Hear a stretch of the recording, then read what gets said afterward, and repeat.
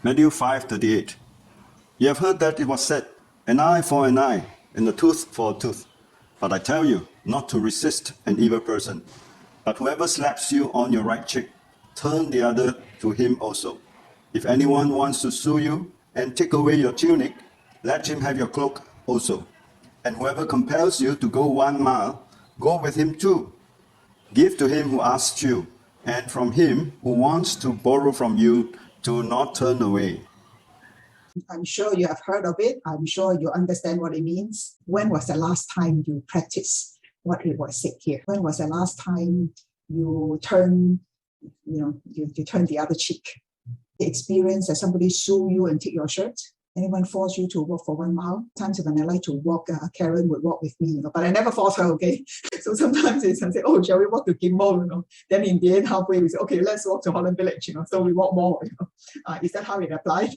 This is organizing a walk, So he only want us to walk for 5,000 steps, So, okay, Chris, I walk with you, 10,000 steps. Is that the way to apply? But he never forced us also, you see. Right here, it says that whoever forces you to go 1 mile, right? So nobody force you. Anybody force you to walk? Anybody sue you for your shirt or for your coat? In what way can we practice this? So everything is spiritual, okay? We don't need to do anything. So whatever Jesus say, we just spiritualize it. About divorce, it's spiritual, okay? So we can divorce. Is that what Jesus is saying? We tend to spiritualize everything. The question is that, do we need to practice? If really one day somebody slapped you on the right, do you turn your left or not? What is this, slap you on your right? What is it to sue you for your shirt, force you to go 1 mile? What are all these? Literally, none of these things happen to us. What we need to do is to understand it spiritually and to apply it spiritually. So let me ask you then, what does it mean to do it spiritually? And how do you do it spiritually? So everything is spiritualized. We are very good at spiritualizing things. And in the end, we don't need to do anything. Today, who will slap you? Have you been slapped? Not even by your mom, right? Anyone slapped, what would happen? Sue the person back. This is abuse, and was it in Singapore or in Hong Kong? A woman was disciplining or whacking the child in public in a mall, and it was brought up in the newspaper. And the mother was brought to the court, really. Today, not even a mother will do it to a child. Slapping a child, Number one is the mother loved the child so much that even the child is unruly, the mother would not spank. Secondly, is that, even if you do, this is considered child abuse in today. Angry is spiritual. Divorce is spiritual. So we don't need to do it. Let me ask another question. Whoever slapped you on the right cheek, and the other to him also, which is easier? To do it literally or to do it spiritually? Which is easier? Turn the other cheek, literally turning, or whatever spiritually you understand it, you do it spiritually. Which is easier? Run. This is not what Jesus said, right? Karen came up with a third answer. Is that somebody slapped you, you run. Would all of you run? No. No, Angela won't run. And what do you do? I will reason with the person why you slap me to hear. It's not something that you just literally let people slap you. What did Jesus say here? What is this person? What kind of person is this? In the movie. The person is in the movie? What kind of person is this? Is it a person that you can reason with? The Lord is already saying it is an evil person. Do you think you can reason with an evil person? Very daring, Yes. Difficult. Best learn from Karen. Run. Forrest Gump. Forrest Gump? What did Forrest Gump do? Forrest Gump. Life is a box of chocolate, right? You never know what it comes. Forrest Gump is in a movie. He ran very fast. Some just run because people bully him. Yes. Yeah. He's bullied by people. Oh, is that How right? run the bullies? He kept running. Yes. He ran away from whoever is bullying him. I see. Okay. So, Chris, I think you might have to change your training, We shouldn't go for walks, we should go for run, So people like me who can't run, what can I do then? The other chick. Yeah. You reason, okay, like Angela, I mean, what is the chance you sit down and reason with the person? Take out your pepper spray. I think I will scold that person back, You so he slapped you, you scold back, So you know what he would do? I will slap him back also. Oh my goodness, so we cannot do, right? Very difficult. We all concede that what Jesus is asking for us is too much. We can't do it. Who would turn the other cheek? So in a way, I would also say, in today's context, we should be very happy and we are very blessed that nobody would slap us and nobody would sue us for our shirts, and nobody would force us to walk. So in reality, these kind of things don't happen to us. Really, that's why I asked, okay, Angela, have ever anybody slapped you that you will sit down and reason with the person? No, nobody has slapped me. I'm so fierce. You don't see I quiet. I also very fierce. One way to get away is to make sure you are fierce. Who is the tamers? Pastor Caleb. Oh, Pastor Caleb is tame. Has anybody slapped you? So what do? Do you turn the other cheek? What is Jesus actually getting at? I want us to pay attention also to what is the context of Jesus saying all this. Jesus, in this whole section is gearing towards something, is that you have heard that it was said, something about the oral law. Jesus said that, but I say to you, you have heard, but I say to you, so that's why I say in all this, what is Jesus trying to get at?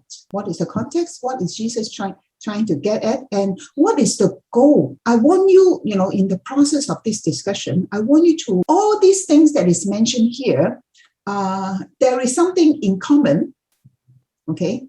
And Jesus' answer, okay, Jesus' solution also have something in common. What are these common things? So is Jesus really talking about, what does all this mean? What is this law? An eye for an eye, tooth for tooth. In today's context, in today's legal system, there is also something similar, right? We call it a kind of, let's look at the Old Testament context, because all this that Jesus said actually have a background in the Old Testament. Okay, it is something that will happen, or something that happened quite often in Jesus' time. You see, in today, we find that it's irrelevant. But in Jesus' time, it is common. Okay, this is one thing that we need to understand, you see. So Jesus is not picking up something that is so, high and lofty, so irrelevant. Jesus is saying something that happened, in fact, quite a lot of time in those days. That is why his listener know what he's talking about, and they will have a reaction already. Let's look at the Old Testament background, look at the law. Exodus 21, 23, and 25. Exodus chapter 21, verse 23 to 25. But if any harms follows, then you must take life for life, eye for eye, tooth for tooth, hand for hand, foot for foot, burning for burning, wound for wound, and bruise for bruise. Okay, so you have this, really life for life, eye for eye, so on and so forth. What kind of law is this? Life for life, eye for eye, tooth for tooth. Vengeance. Vengeance is not a very nice word. I don't take vengeance, but I want justice. You see, vengeance is a negative term, even though you do it out of vengeance, but you would call it justice, right? To be fair, you see, you cut my arm off, I want another arm. But let me also ask you, do you think it is justice? Nowadays, maybe we put it in another term, there would be a jail term, a jail sentence, or money compensation, right?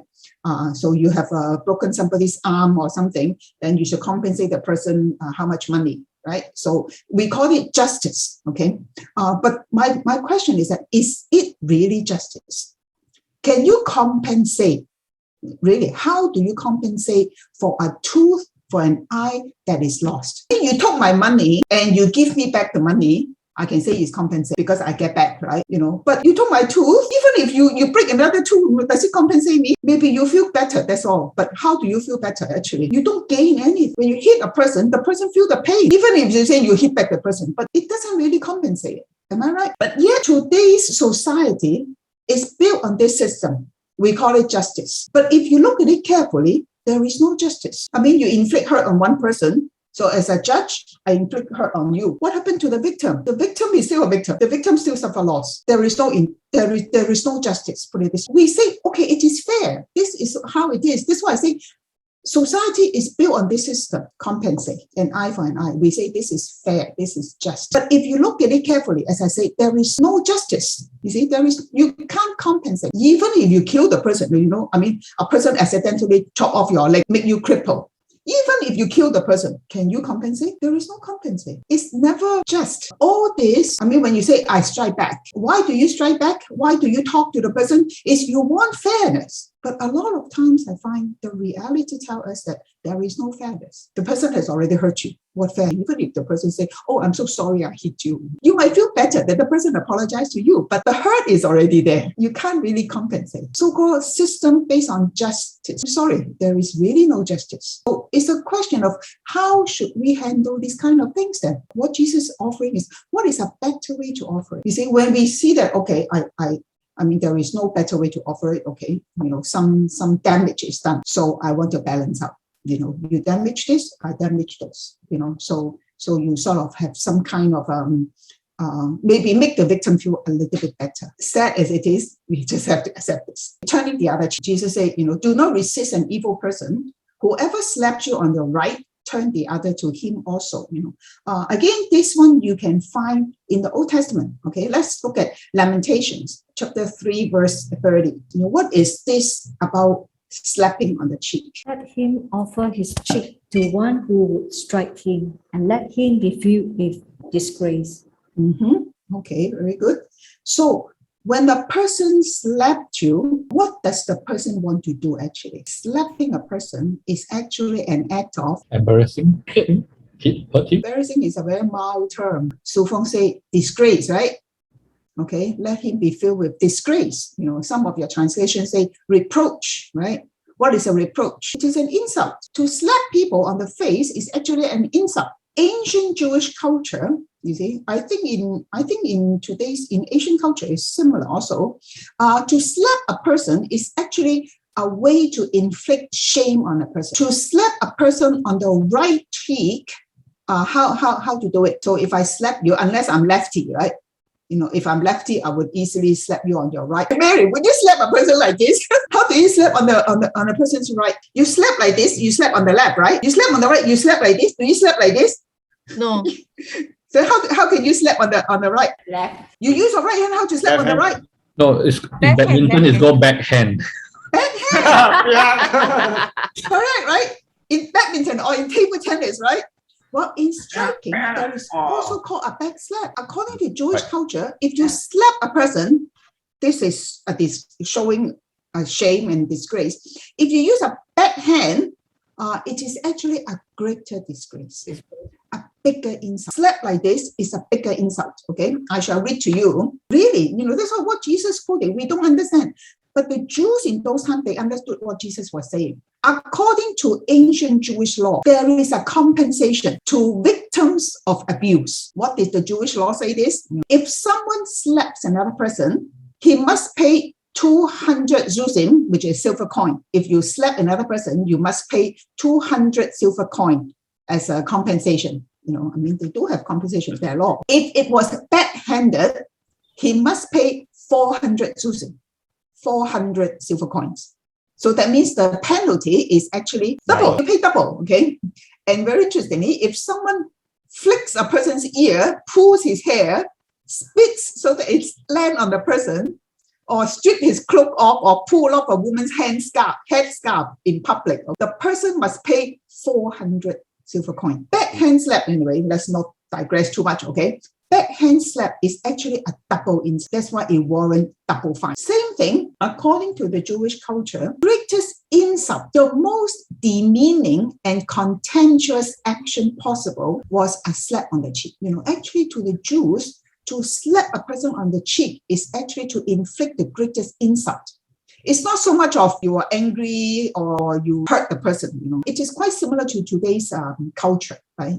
Actually, you slap a person, it's actually really, that's why a lot of times it's the mother who slapped the child, you see, because, the child is disobedient or something like that. Really to stop any nonsense, that the child was up to. Slapping a person is actually an ultimate and deliberate gesture of disrespect. They also say that there is some indication that this was the way the Jewish synagogue leaders would put a person out of synagogue to indicate that I don't want you, you are out, especially to the Jews who had converted to Christianity in those days. Slapping a person is actually to inflict, insult. That's why I was asking, how do we understand it? What is behind this whole thing? It's not so much of somebody hit you or something, it is to inflict insult on you, to give some, to humiliate you.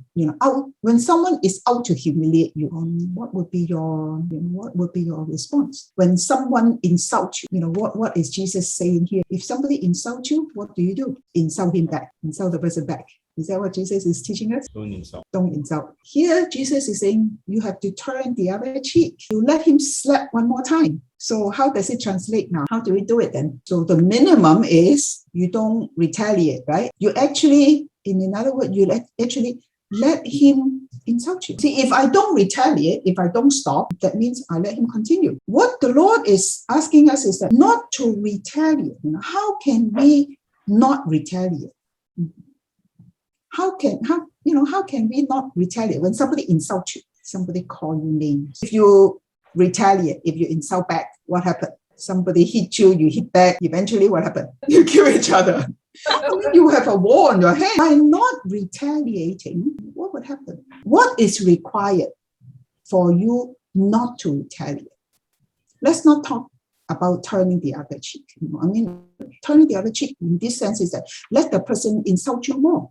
But before you do that, you first have to learn to Control yourself. But how can we control ourselves? Yeah, what would be your motivation, or how can you really handle this? Theory, we know, okay? In theory, this is what Jesus said. But practically, what does that mean? This guy insults me and I continue to let him insult me. Believe in a higher power. God. Say this person insult you and then you don't do anything. He keep insulting you. And you keep not doing anything.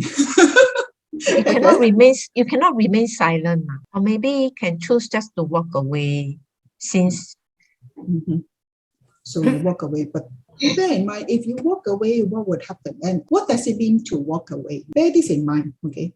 I'll come back to this and see whether we can answer the questions. Let's look at a second. If anyone wants to sue you and take your shirt, let him have your coat also.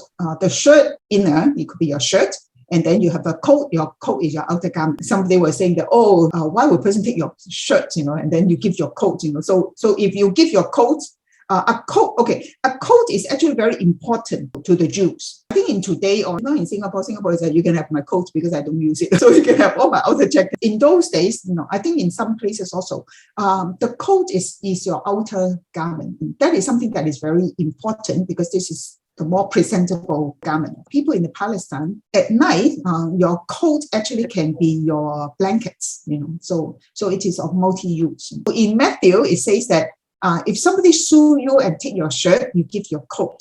I want you to look at Luke 6:29 also. if someone slap you on one cheek, offer the other cheek also.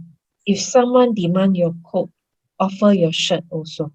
Okay, so notice, Luke is the other way, right? If somebody take away your coat, do not withhold your shirts from him either. So you also, both are similar. In what way is it similar? You take one, you give the other. Buy one, get one free. So whether they take your shirt, you give your coat, or they take your coat, you give your shirt. So in the end, what do you have?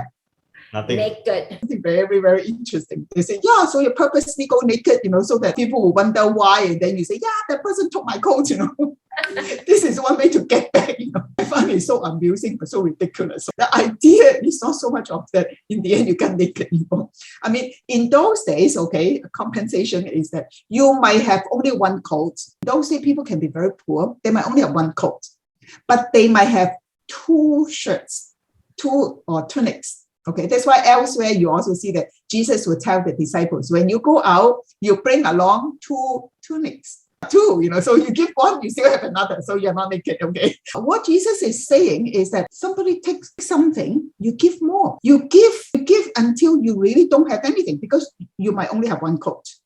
So if your coat is gone, you have nothing. So this is something that is talking about what? Touching your... First, it deals with humiliation, insult, right? So talking about the shirt in a coat is dealing with what? Somebody is demanding something from you. Demanding what from you? Your possession or Your possessions. Okay, something that is material. Because when you give away, when you give him your coat, when you give him your coat and your shirt, you literally have nothing. Be left with the bare minimum. Here, you can see that this person is suing you for it. So this person is actually giving you a very hard time. He is making life difficult for you by taking away your shirt or taking away your coat. Okay? And here, what Jesus is telling us is that let him. If somebody wants to take advantage of you, give you a hard time, really take your possessions away. You are not to take on the case. You see, this person is trying to sue you. He sued me, I sue him back. This would be the natural response. The natural response is that I get back at the person. But again, similar to the first one is that Jesus seemed to say that, well, don't take on the case. Give him. Let him have it. Let him have it. It is something that is, you see, talk about material. You see, when we say, okay, insult, I can take it because it's just my name, okay? I don't care. I don't have much a name anyway. But secondly, this second one is dealing with your pocket, dealing with your possessions. You see, some people don't care so much about an insult, but they care a lot about the material. You see, so in this case, Jesus also covered. In giving, you have left with nothing. And Jesus' instruction is, you give. This person wants something from you, you give. Again, back to the same thing. How can you do it? How can you do it? Okay, this is the instruction. It's Jesus, in another word, is Jesus laying a heavy load on us, demanding or asking us to do this? That's why I ask you to think, what is the context and what is the goal? Without the context, without the goal, we may not know the meaning of all this. Let's continue. 41. Whoever forces you to go 1 mile, go with him too. What is the context? Here, whoever forces you is actually this person is compelling you. You see, again, it's something that is very unreasonable. First, you're dealing with an evil person who come and slap you, come and insult you. Secondly, you're coming with a person who would even sue you, who would actually give you a hard time and demanding some material things from you. And now here comes a person who compel you to go for 1 mile. Why would a person compel another person to go for 1 mile? You see, that's why we need to understand what is the context, okay? But enough for us to see is that, again, this is talking about an unreasonable demand. What is the thing is that, well, in the context of Jesus' time, okay, according to the Roman law, so this is in the Roman law that is imposed upon the Jewish people. This law is that when a soldier passed by, and as you all have a full pack, right? How heavy is your pack? 14 kg? How heavy? I thought army full pack with 45. 45 kg. 20 kg. 20 kg. Full pack is 20 kg. Maybe Malaysian soldiers are tougher. They carry 45. 45 pounds. 45 pounds. See, okay, so it's the unit, okay. But anyway, so it's quite heavy. Okay, so the Roman law says a Roman soldier can actually compel a Jewish citizen, a Jewish person, age 12 and above, okay, not a kid. You can compel anyone 12 years or older to carry a soldier's gear for 1 mile. They are not entirely unreasonable. I carry my bag, very heavy. If you see another Jew, you can actually compel, let the person carry your gear for you. That is why in those days, if you are a Jew, you walk by, you see a Roman soldier, really, before the person come to you, you zao already. You really run away and escape because the soldier can actually compel you to walk with him 1 mile. But they are not, they don't require you to walk all the way, so 1 mile. So not bad, right? After 1 mile, you see another person, hey, walk with me another mile. That is how you can see that they get away from it. And it is in this light, what did Jesus say? Well, if a person compel you to go 1 mile, you go with him 2 miles. Can you imagine if a Jew voluntarily tell the Roman soldier, I am willing to walk with you an extra mile. I carry your bag, walk with you for an extra mile. 20 kg, 45 pounds. Can you imagine what would happen in that second mile? What would happen? The soldier might offer him some drinks.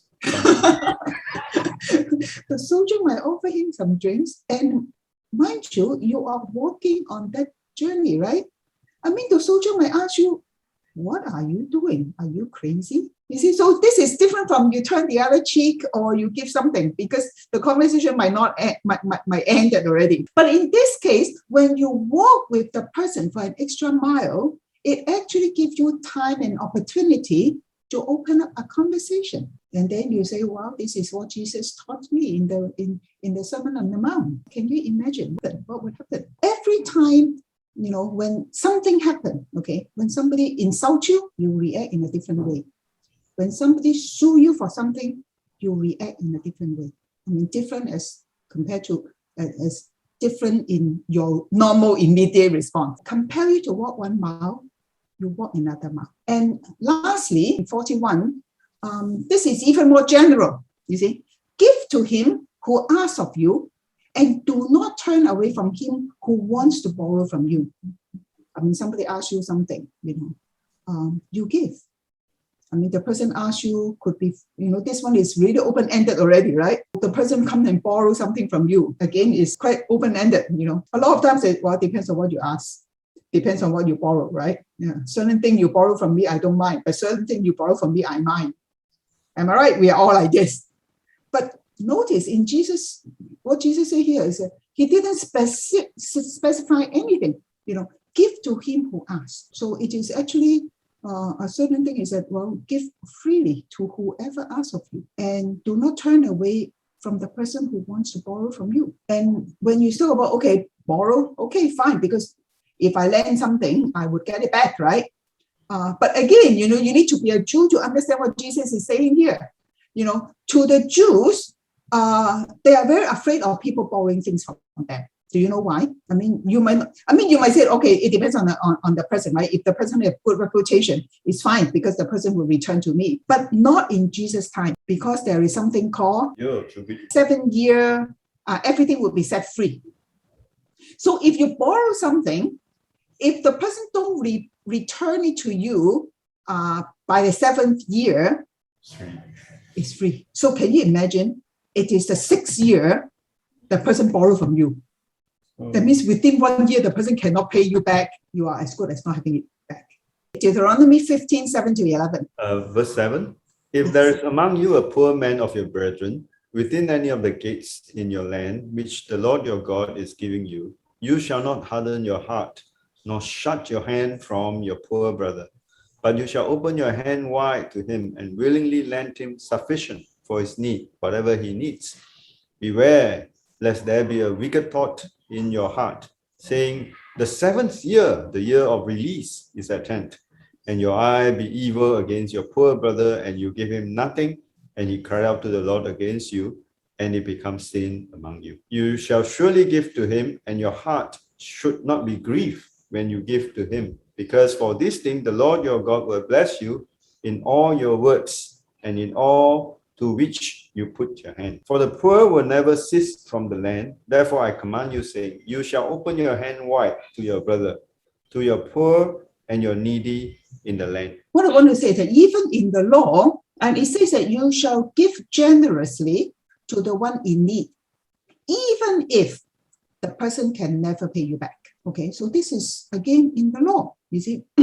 So same thing here. What I want to say is that what Jesus is saying, okay, about all these things is actually found in the law. Either be in the law or it is a common practice in those days, slapping and about forcing you to walk. This is something that is commonly known among the people. They're all saying about the same thing: is be it an insult or a dispute or some unreasonable demand. Same thing. What would be our usual response? Well, I don't take an insult. I don't take an unreasonable demand. I would get it back. At the most is that I run away. I would not, we would say that I don't take this kind of nonsense. So that's why you run away, right? But what is Jesus saying here? Who is the audience that Jesus is speaking to?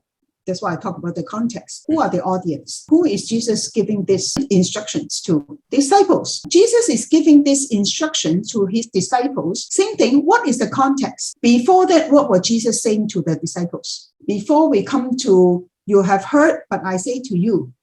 What was Jesus talking about? You are the salt, you are the light. When we talk about the Sermon on the Mount, it started all the way from the Beatitudes, right? Blessed are the poor. Blessed are they that mourn. At that time, we already found out that these are things that people of the world would not find it blessed.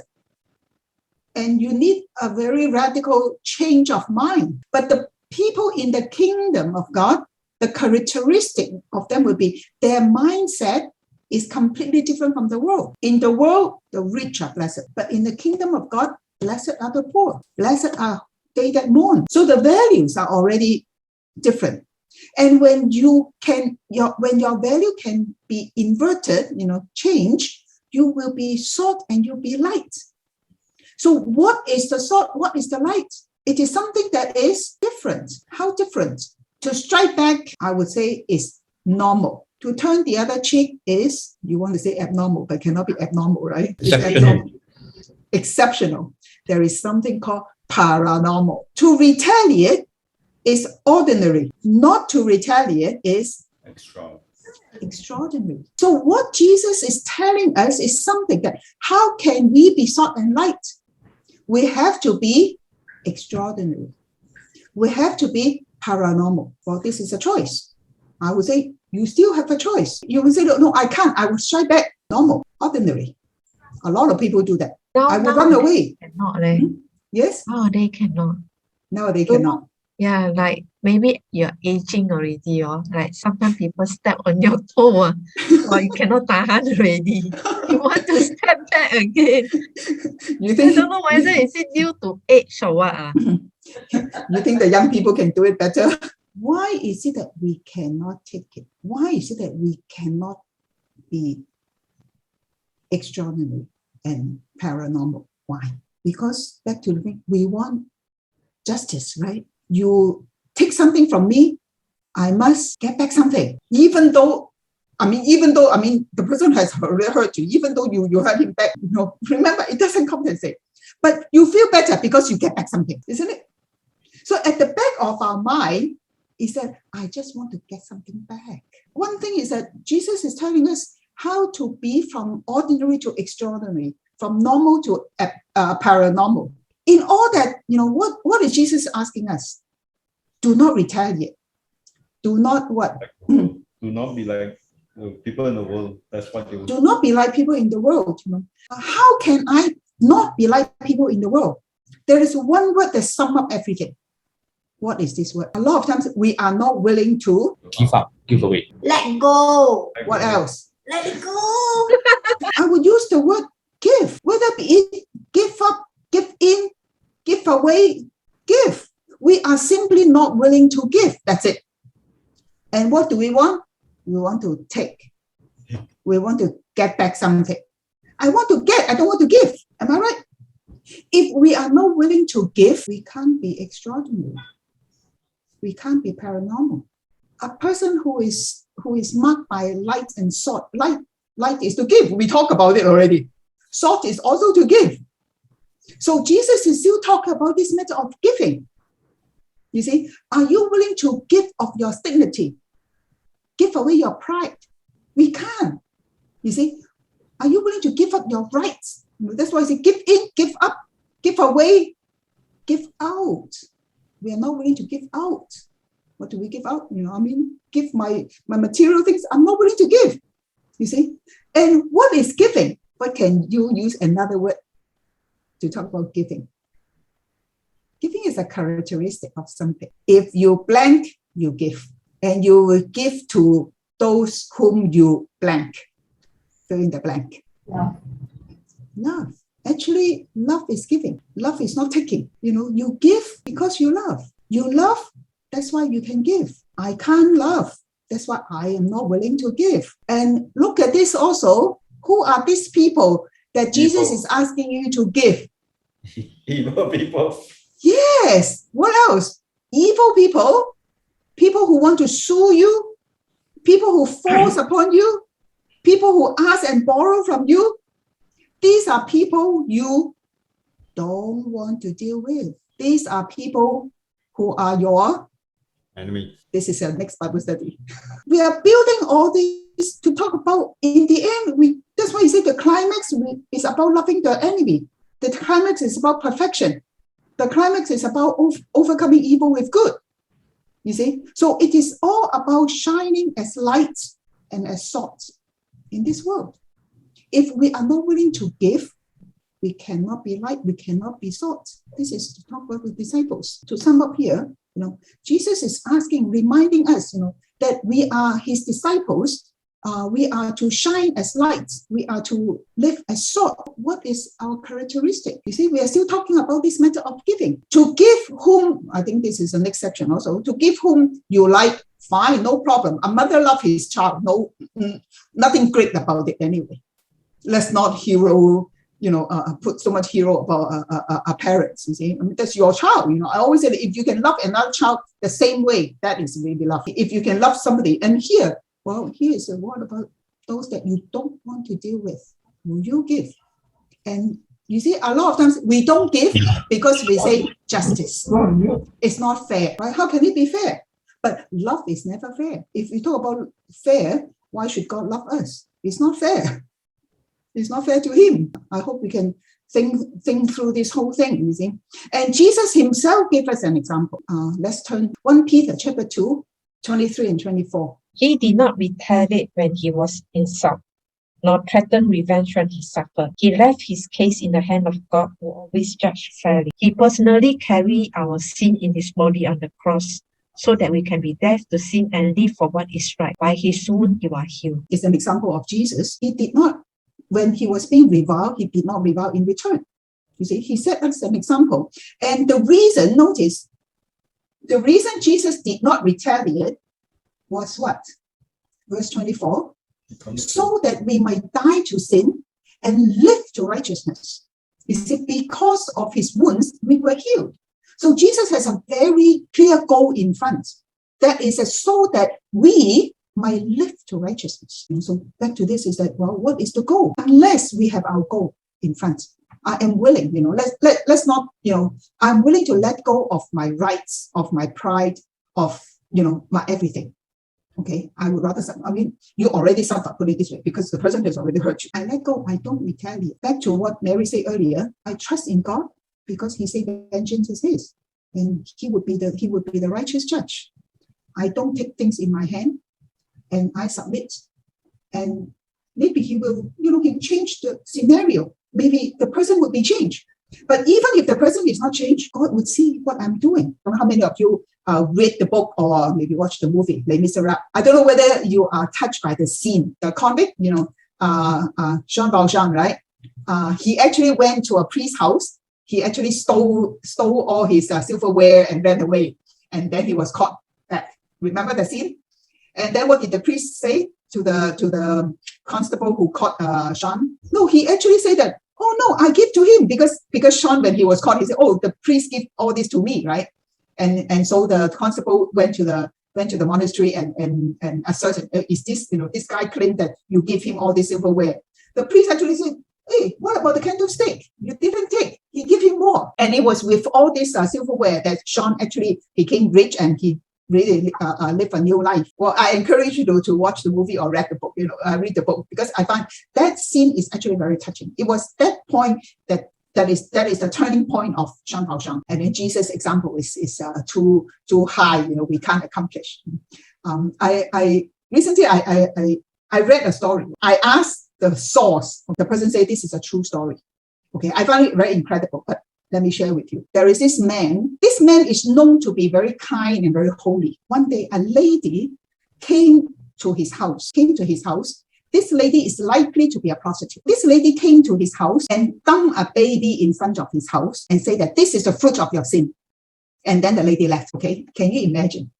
Okay, so what happened is this man actually took the baby and brought up the baby. He did not defend himself. And so for years, because this lady say something like this in public, so can you imagine all those people who heard about that? So people thought ill of this man, because and years later, the lady was convicted and came back and set the record right. You can say, oh, this story is, to me, I find it so surreal, but I was told that this is a true story. But my question is, can you imagine all these years, what this man had to go through? He brought up the child. And all the more people will think that, yeah, this is a fruit of your sin. You must have done something that is very terrible. But he really did not defend himself. And in the end, I don't know how. You can say, well, in this, you can say, well, a lot of times the ending is not so good. But do you trust? Do you trust that actually God is still in control? Recently, something not so dramatic, but still a happy ending. You can say, I can only share with you a happy ending to encourage you, right? But I find it is encouraging to see that nowadays it can be true. Okay, so recently, this is true because I know this situation. Okay, somebody, there was something happened, and this person was being misunderstood. That's why I say when you are being misunderstood, then people think of you as something. You would justify yourself, you would explain, right? You would ask. But anyway, it's hard for the person to explain herself. And so as a result of this misunderstanding, so to speak, she would have to suffer some consequence. So it was a big struggle. Should I explain myself? Should I? But if I don't explain myself, I will suffer injustice. Okay, I will suffer injustice. So what do I do? But sometimes it's that you will feel also that when you explain, it gets worse. It might lead to further misunderstanding. But anyway, so in the end, this person chose not to defend herself. So chose to keep quiet. So if people misunderstand, just accept the consequence, although it is difficult. Okay, and very amazingly, God really came in. God really came in and changed the whole picture. Somehow changed the whole picture, and the person doesn't need to suffer any consequences. I can't share too much. And I find that to the person it was a big encouragement, and to me who heard the story, I was also very encouraged. Because back to the thing, we want fairness.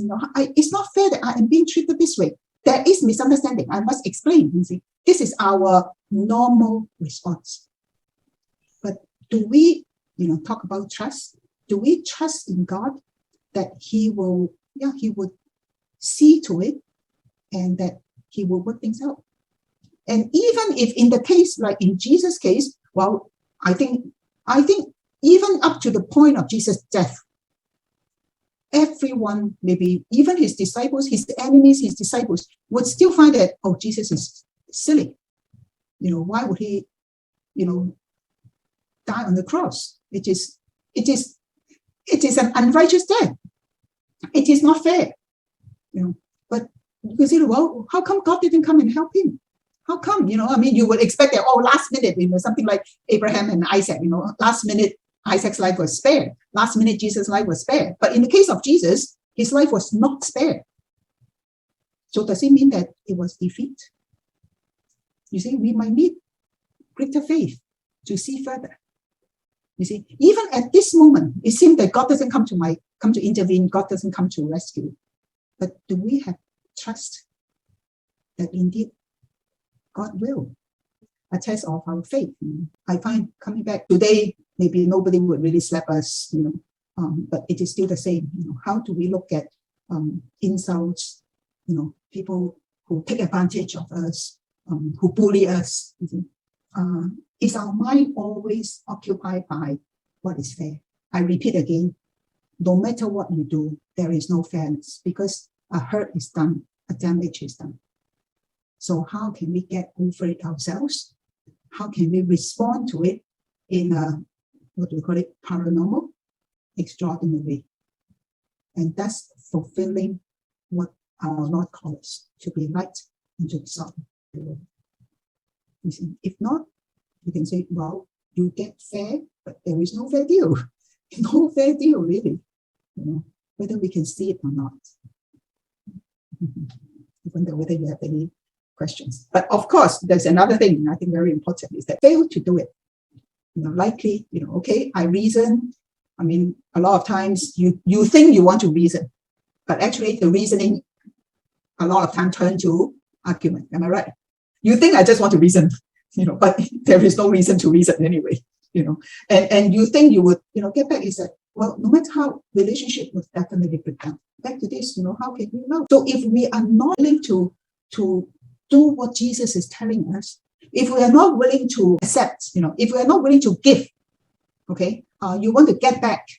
One thing is relationship with your relationship with whoever that is, and eventually your relationship with God too. Back to this is why not suffer wrong? You see? And let God be our judge. In this way, maybe there is some hope or something to the relationship. But I think most importantly that we fulfill the command to love. Ask ourselves whether we are willing to give. I find a lot of times our problem is we are not willing to give. Think through. And anyone have anything to add on? My dad has got 2 wives, and had 2 wives.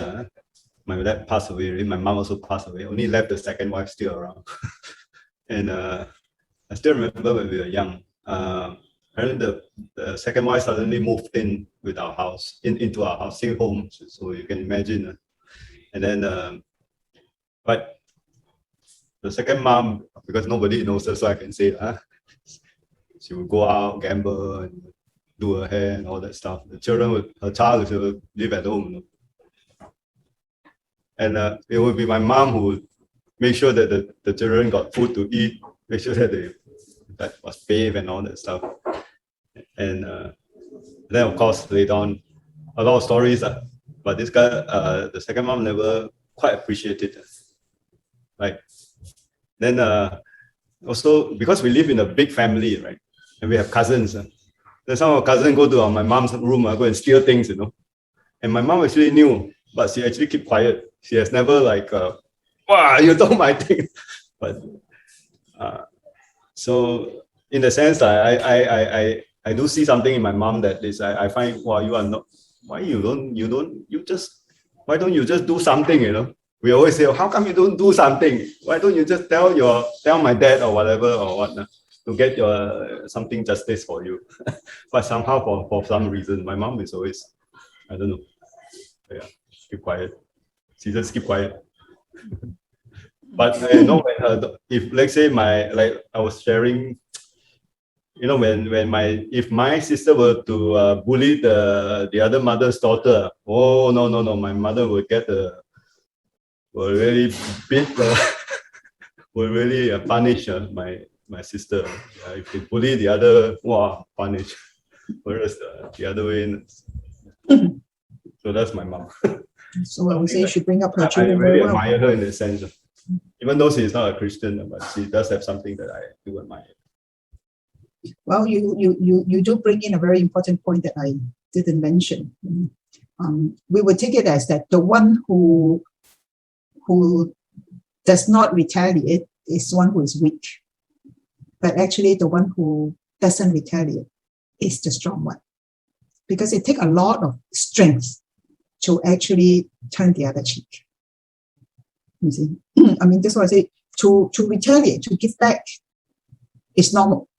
It's easy in a way, because that would be our natural response. It takes a lot of strength. First, a lot of restraint, a lot of self-control, and really a lot of strength not to retaliate. It's always take a lot of strength to give. To take is easy. To get something is easy. Take advantage of people, to get something from people is easy. Get recognition, maybe it's easy. Get something.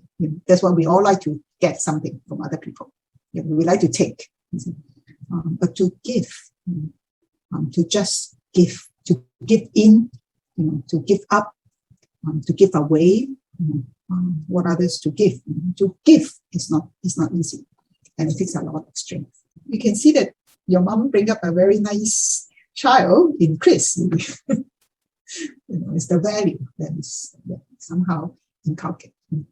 One of the characters, I'm not sure whether a good characters or a bad characters, is that if you don't value our possessions, and don't, how do I say, if people can be more generous and not so selfish, to keep everything for themselves, right? I mean, defends our territory that much, then I think people will be easiest to give and to let go. A lot of time, I guess, we are driven by situations, whether for selfish reason or just find an excuse. We are driven by situations to keep everything that belongs to us, that be close to us. And a lot of time, because of that mindset in our mind, right, we not only we defend ourselves, we tend to hurt other people as well. When you try to possess more and more things, there is no way you can do that without hurting others. Feeling contented on what we have is very important. So I guess, yeah, it's true, because sometimes in the beginning we would just say that, oh, because the situation as such, I have to protect myself. Maybe in the beginning, this is what we think. Without knowing, you might actually hurt another person without knowing. But I guess another thing that is very important also, that now is very difficult, people of the world are quite merciless, you see. That's why I think it is important for us, if we are disciples of the Lord, that we can encourage one another. And, that if by myself I'm weak, hopefully another person, that we can come, even as a small group, that we learn to practice this, and we can encourage one another to really implement what Jesus taught us. So that, because by ourselves maybe we feel that we are very weak, but maybe if we have a small group, that we can encourage one another to really implement. And there's one more character about my mom she has 8 children. All of us got problems, but none of us know each other's problem for my mom. My mom is the one who knows everybody's problem, but yet he never go and tell, your sister, or your what. I've never heard anything from my mom, about somebody else doing something bad. It's we tell my mom, that. So what did he do? But my mom has never told us. So I thought that there's something. That's why she was able to keep everybody together. Yeah, with her, no one dare to bully my mom because she's too nice, too nice to us. But we are the one who took advantage of her. Sometimes we don't even take time to visit her. It's terrible of us. But she's always the one looking out. Yeah, so when we see a model figure, I hope we can be inspired to learn from. This principle is quite difficult to to implement, especially if you're at a workplace, right? Because in church, right, then it's okay, sometimes I'm not saying that it's easier in church or whatever, but in church sometimes you're supposed to be more spiritual, more nice in church. Then people, if the church brother hurt you, maybe turn left cheek, right cheek, right? But then I think in the office, right, to implement this in the office, sometimes I think it takes a lot of strength, because personally I also feel that especially if you're in a leadership position, right, when an injustice is done to you, right, and you turn left cheek, right cheek, right, and then your people who's reporting to you may actually look at you and say that, hey, what is my boss doing, right? He's not protecting our rights. Right. So why I'm sharing this is that I think for me, we encounter this very often, right? Because a lot of times, I'm leading the IT team, right? In my organization. So, it's very easy to say that everything that goes wrong, right, is always the computer's fault, right? Human press wrong button is also computer's fault. Everything is also computer's fault. So sometimes you come to the point where, especially when there's a big issue and they want to find a scapegoat, right? It's always my IT's fault, right? So it's up to you whether you want to what extent you want to defend and it's not my IT fault. And then, then you could point a finger back to another person, right? As long as it's not your problem, you just point out, right? But I think, many times I think I've learned this principle, sometimes this word sometimes, gets into to me, but it says sometimes don't try to explain or whatever, one day, the actual what do you call problem, or people will know one day. If you have done your best, people will actually know, right? So you don't have to defend yourself, or you don't have to go finger point. But then I realized also recently that the people who's reporting to you may not think this way, right? They might think that, hey, how come my boss is not, it's not, everyone's pointing a finger, why is my boss not pointing back? So I think it's not easy, to try to justify, and you can't be super spiritual as well, right? And to tell people, yeah, turn left cheek, right cheek. I mean, people of the world will not understand. So I find that that is something that constantly we have to learn and not be tempted to point back. Yeah, but I mean, a recent case, maybe just to share. I mean, to me, I felt encouraged in the sense that, and there was one incident that we have one customer who's having, who we always have an issue, and our warehouse is always pointing, IT cannot do this, IT cannot do that. But then, I just gave up, arguing, and I told my my staff and said, if you're right, we just stand on our foot, and said that, we don't have to justify, people will see it. But I think last 2 days, finally, to cut the whole thing short, is like finally they, the business actually saw to say, the whole scenario and said, yeah, actually, it's not IT's fault, it's someone else's fault. So I think that to me is like, oh yeah, I feel so vindicated. But then, I try not to overdo it as well, right? So, but that is, I felt an encouragement as well, where I think if you really want to practice what God is, it's teaching, he will work something out, but the process is not easy. I think it takes a lot of faith and to continue, and stamina rather, to continue on. Otherwise, I think you will be easily tempted. That's how. Fully agree with you. I think that's why I find a lot of times we need one another. That we need our brothers and sisters to understand and to support.